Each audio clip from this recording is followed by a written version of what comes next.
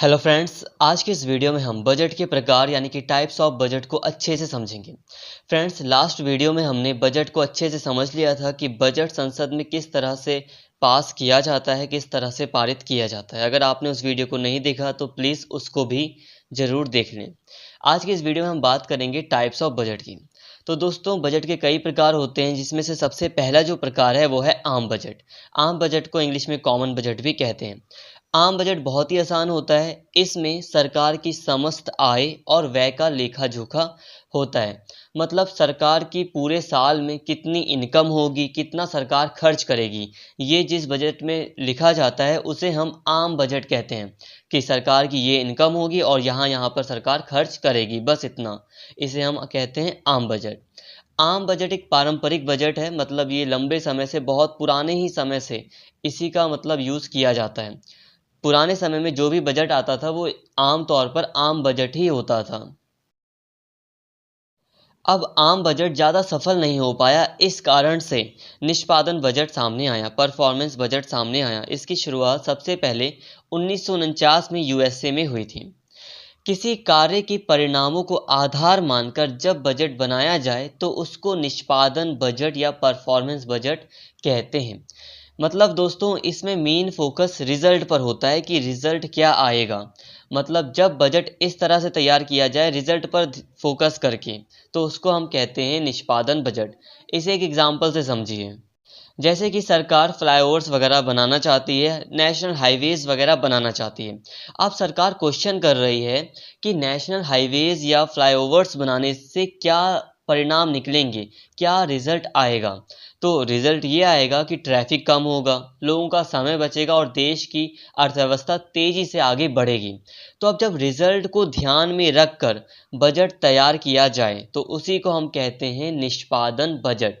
इसमें main focus होता है कि हम खर्चा कर रहे हैं पर रिजल्ट ये आएगा तब, इसीलिए हम खर्चा कर रहे हैं। अब निष्पादन बजट या परफॉर्मेंस बजट भी पूरी तरह सही से कार्यान्वित नहीं हो पाया, अपनी मतलब उपलब्धियों को हासिल नहीं कर पाया, जिस कारण से एक नया बजट सामने आया जिसे शून्य आधारित बजट या जीरो बेस बजटिंग भी कहते हैं। फ्रेंड्स, शून्य आधारित बजट में पिछले वर्ष के आंकड़ों पर बिल्कुल भी विचार नहीं किया जाता है और शून्य आधारित बजट तब लाया जाता है जब सरकार के पास पैसा कम होता है। इसमें पहले के जो कार्य होते हैं उसको जीरो मान लिया जाता है, शून्य मान लिया जाता है और अब आगे क्या करना है उस पे ध्यान दिया जाता है। इसे एक एग्जांपल से समझिए। जैसे कि मान लीजिए एक सरकार है जो कि 5000 किलोमीटर का एक नेशनल हाईवे बनवा रही थी। अब पूरा साल बीत गया, बजट का जो ईयर होता है वो ख़त्म हो गया। अब नया बजट बनाया जा रहा है और वो जो 5000 किलोमीटर हाईवे बनाना था वो बस 4000 किलोमीटर ही बन पाया।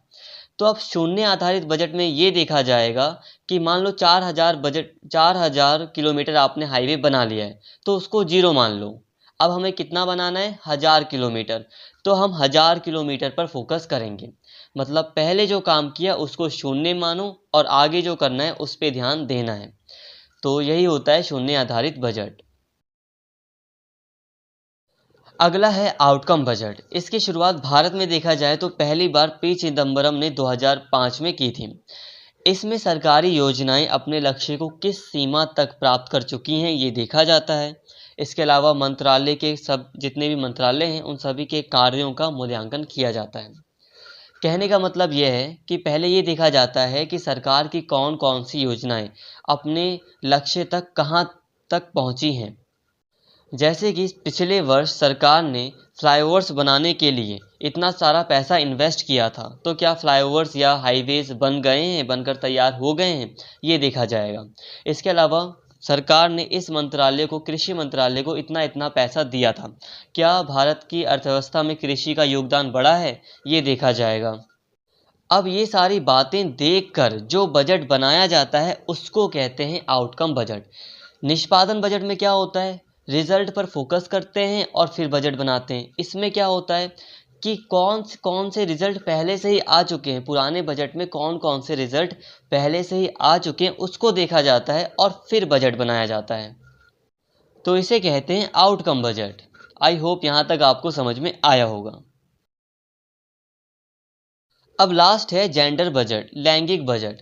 फ्रेंड्स, जेंडर बजट में जब बजट महिलाओं के पक्ष में बनाया जाता है, जब बजट में महिला सशक्तिकरण के लिए, महिला एजुकेशन के लिए ज़्यादा इन्वेस्ट किया जाता है, बजट में ज़्यादातर महिलाओं के लिए काम करने की बात की जाती है या महिलाओं के ऊपर ज़्यादा से ज़्यादा पैसा लगाया जाता है, तो उसको हम जेंडर बजट या लैंगिक बजट कहते हैं। इसमें बच्चों के विकास के लिए भी पैसा खर्च किया जा सकता है। तो आई होप फ्रेंड्स यहाँ तक आपको अच्छे से समझ में आ गया होगा। वीडियो पसंद आई हो तो प्लीज़ चैनल को ज़रूर सब्सक्राइब कर लें और इस वीडियो को ज़्यादा से ज़्यादा शेयर करें और लाइक करें। Thank you.